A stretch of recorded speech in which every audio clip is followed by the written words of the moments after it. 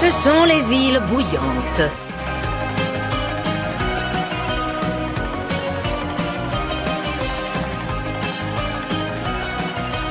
Mitty Blight, est-ce que tu veux bien sortir avec moi? Oui. D'accord. J'ai grandi en croyant que tout était une occasion de justifier mon existence. Et il y a des personnes qui ne te feront pas te sentir inutile. Tu dois te laisser une chance de les rencontrer. Salut les Azuliens, ici Mr Dreams et bienvenue sur ma chaîne. Cela fait 1 an que je me suis attaqué à Zoll House sur ma chaîne YouTube. Cela fait 1 an que je regarde cette série avec passion. Et cela fait 1 semaine que la série s'est terminée. Et clairement, quel final! Le final de cette série était juste incroyable. Il était juste parfait. Et on va en parler sur cette ultime review. Du coup, mettez-vous à l'aise, attrapez votre petit sang de pomme et préparez-vous pour entendre le résumé et l'analyse de Zoll House Watching is a Dreaming. L'épisode commence alors que nos héros se sont fait capturer. Luz se retrouve dans un monde parallèle où elle est devenue Belos. Eda vit son pire cauchemar en revoyant son père détruit par sa malédiction. Et King revit son cauchemar d'être sacrifié car il est le fils du titan. Luz, comprenant que c'est un cauchemar, décide donc, grâce à son sort de lumière, de libérer Eda et King pour nous faire une merveilleuse retrouvaille entre ces trois-là. Et clairement, quelle retrouvaille. Et oui, j'ai versé ma larme. Le collectionneur ne supporte pas ce retour, décide donc d'aller jouer avec eux en suivant les conseils de Rain Belos, qui lui a d'autres projets. Du coup, pendant qu'on assiste à une séance de jeu, Belos a un nouveau plan. Il va prendre possession du collectionneur. Et Amity, qui a été capturé, va essayer de créer un nouveau sort de lumière. Pendant ce temps, nos héros affrontent le collectionneur sur divers jeux. Batman, les billes, etc. Et clairement, quelle animation! Jusqu'à ce qu'on comprenne que le collectionneur n'a pas eu une enfance facile. Il a été élevé pour être un dieu et du coup pour ne pas s'amuser. Et clairement, il était fan des titans, mais il n'a jamais pu jouer avec eux. Et du coup, que ça soit les autres collectionneurs ou que ça soit les titans, il n'a jamais pu réaliser son rêve d'avoir de vrais amis. Car un collectionneur doit collectionner et non jouer. Pendant ce temps, Rain affronte Belos sur son château et clairement ça fait plaisir. Bon, évidemment, Belos est un tout petit peu plus fort que Rain, mais rien qu'un peu. Et là, alors que Belos est sur le point d'entrer dans le cœur, Rain utilise un sort de magie et l'empêche. Ou pas du tout, car Belos réussit à s'introduire dans le cœur du titan. Ce qui fait en sorte qu'il fusionne avec son pouvoir et du coup prend possession des îles bouillantes. Alors que Luz était en train de faire résonner le collectionneur du fait qu'il faut être gentil, il faut apprendre à s'aimer, il faut apprendre à beaucoup de choses. En gros, elle lui apprenne les leçons qu'elle a apprises sur les îles bouillantes. Belos prend possession du titan. Et c'est là où commence la fameuse partie fight. Et clairement, quelle partie! Alors que le collectionneur essaye d'affronter Belos, Luz sauve le collectionneur en se sacrifiant. Et oui, littéralement, elle meurt.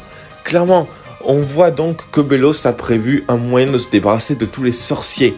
Et clairement, la mort de Luz, ça m'a vraiment touché. Le fait qu'en plus, elle ne meurt pas d'une façon normale. Elle meurt en se transformant en son sort de lumière. Et c'est juste magnifique. Clairement, au niveau de l'animation, je trouve juste ça incroyable. Et oui, j'ai encore versé des larmes. Non mais je vous dis, cet épisode, j'ai versé que des larmes. Et du coup, Luz se sacrifie. Mais évidemment, comme vous le savez, elle n'est pas véritablement morte. Mais ça, on va en reparler. Du coup, le collectionneur réalise que toute action a ses conséquences.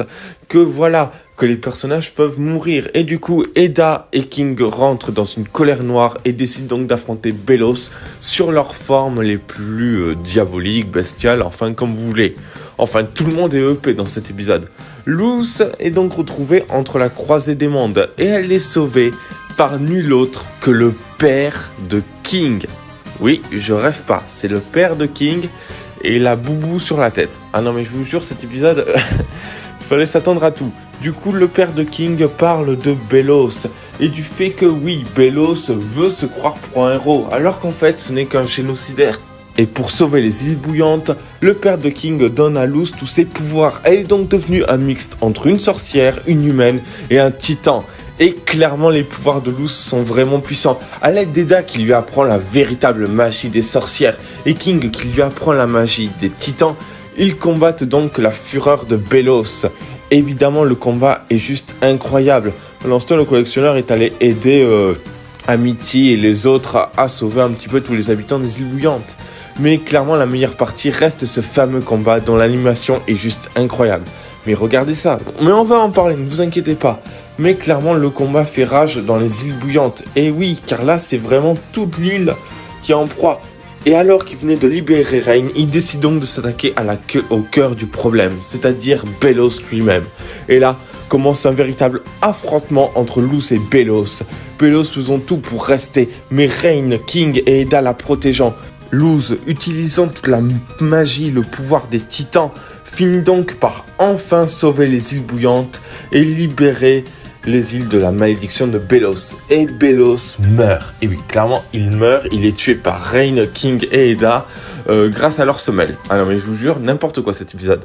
Et ensuite, nous avons nos retrouvailles entre Luz et Amity qui soit petit bisou, la maman de Luz qui est très contente. Et là, nous avons enfin la fameuse rencontre entre Eda, King et Camilla. Et clairement, mais quelle rencontre! Ah oui, et Lilith retrouve Outil.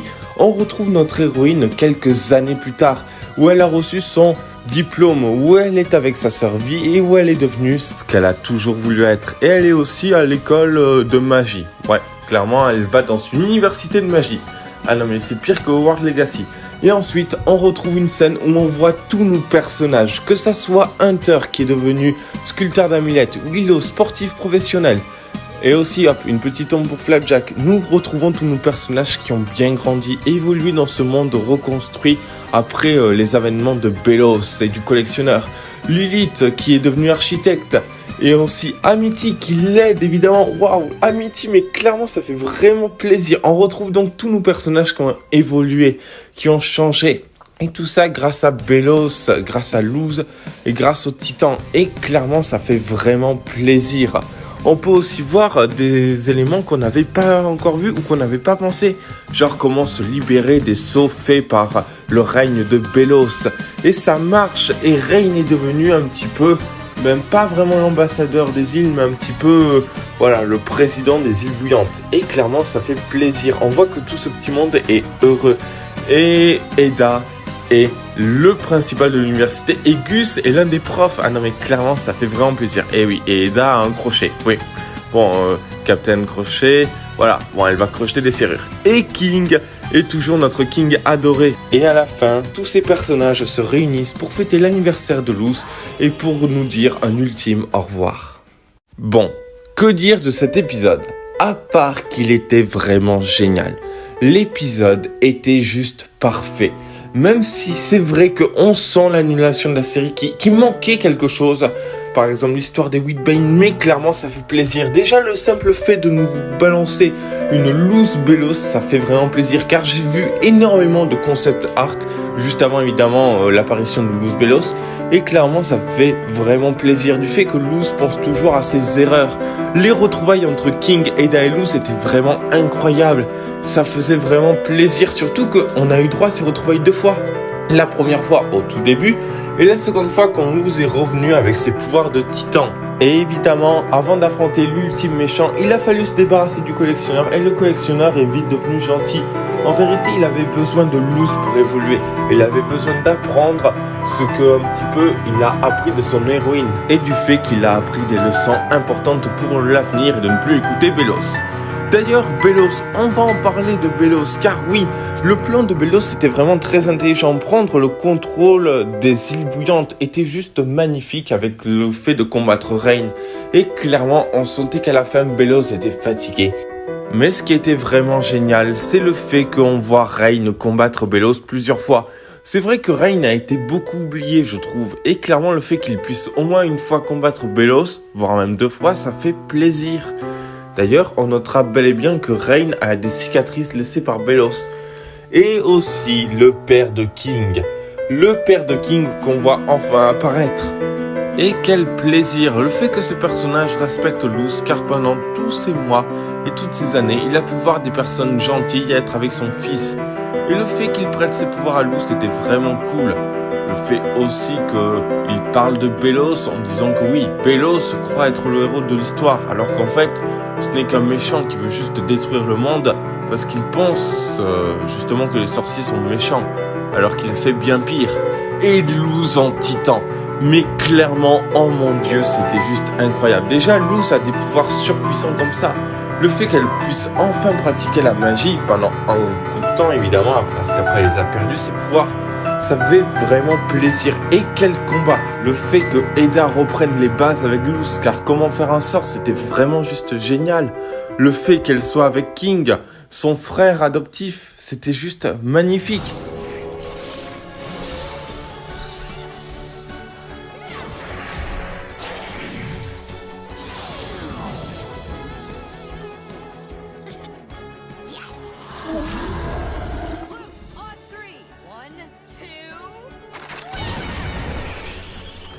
Et pour terminer, la libération de Rain. Quand Luz est allé libérer Rain, j'étais vraiment très content.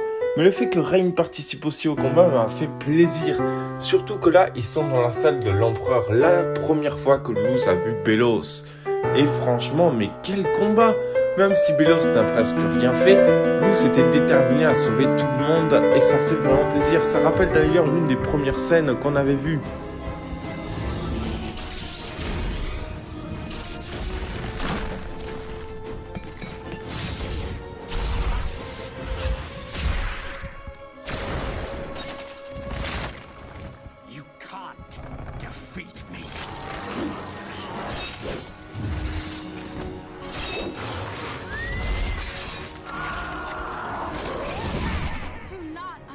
Me, Belos, for I am the Good Witch Luz, child of the human realm, student of the demon realm, and warrior of peace. Et ensuite, pour terminer ce final, c'était juste génial. Le fait dans le générique de nous présenter tous nos personnages qui ont grandi, qui ont évolué, Hunter avec Plume Bleue, oui, bon, clairement je vais l'appeler comme ça. Le fait qu'il y a aussi Willow qui est devenue une sportive, le fait que tous nos personnages ont évolué nous a véritablement fait comprendre une chose, que nous aussi on a évolué dans cette histoire. Que par exemple je suis passé du youtubeur qui parlait que de Miraculous à celui qui s'est lancé dans une toute nouvelle aventure sans savoir où il allait. Et j'ai vraiment aimé parler de Zolos, même si je sais que l'histoire n'est pas terminée. Car oui, elle ne fait que commencer pour nos héros, qui vont devoir apprendre à être dans un nouveau monde sans Belos, où ils vont devoir reconstruire ce monde détruit par le combat, où tous nos personnages ont trouvé la paix et sont devenus de meilleures versions d'eux-mêmes. Et ça fait vraiment plaisir. Bon, on débattra sur certains par rapport à comment ils ont terminé, mais franchement, je trouve que tous nos personnages sont devenus les meilleures versions d'eux-mêmes. Et ça fait vraiment plaisir. Et le fait qu'aucun personnage n'a été oublié, ça fait vraiment, je le redis encore une fois, plaisir. Je peux noter par exemple le fait qu'on voit Scara, le fait qu'on voit des anciens élèves d'Excel devenus profs, le fait qu'on voit même Dana Terrence, et oui elle est là. Le fait qu'on voit aussi le principal Labos qui a pris sa retraite. C'est vrai que le principal Labos on l'avait vu que quelques fois, mais ça fait plaisir. Et les questions de après Belos, le fait de sauver tout le monde des glyphes, pardon, pas des glyphes, excusez-moi, des sceaux. C'était juste une idée de génie. Et ça fait plaisir. Et d'ailleurs, maintenant, je suis sûr, Alador et Darius, futur couple. Ah non, mais je vous le dis, futur couple. Et cet happening était juste parfait. Car on a pu voir tous nos personnages heureux dans un monde où ils sont enfin ce qu'ils doivent être. Des personnes libres dont elles sont enfin comprises par les bonnes personnes. Et ça fait plaisir. Je tiens à dire que Zolos a été pour moi l'un des meilleurs animés que j'ai suivis depuis longtemps. Que ça soit l'écriture, les personnages, tout était parfait. Évidemment, je n'oublie pas le fait que l'histoire a été rushée à cause de son annulation, mais elle a su tirer profit de ces 3 épisodes pour nous offrir un final juste incroyable. Du coup, les Oswilliens, n'oubliez pas que je vais faire la review de tous les anciens épisodes de Zolos. Je pense que je vais laisser quelques mois le temps de digérer. Évidemment, je vais vous informer dès que la saison sera sortie en français. Et évidemment, je continuerai à faire des bandes annonces sur nos persos préférés. Et pour terminer, je vous laisse avec un dernier petit bonus, un dernier au revoir avec nos héros. Eda, King, thank you for everything. Right back at you, kiddo. Weirdos? Weirdos. They're nearly gone. Okay, everyone. On the count of 3. 1,